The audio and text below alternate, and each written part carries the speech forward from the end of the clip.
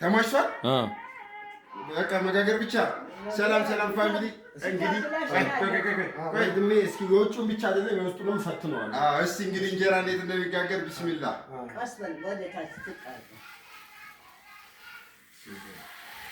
አሁን መሬት ይወንድ ያጣመታ ሰፋ ነበር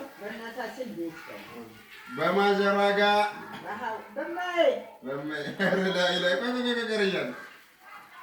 ይሞላል የፈሰሰ ስንበላ ነው የሚቀለው ማለት ነው። ልጁ ግን ትክክል ነው። እንዴት ዓለምም እንደዚህ ክብ እንዳልሆነ እያሳየን ነው።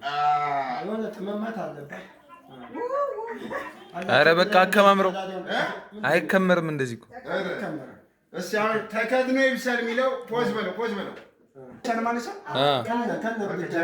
ጀምሮ ዳቦ ሊወጣ ነው። ማሻአላህ አሁን እንትን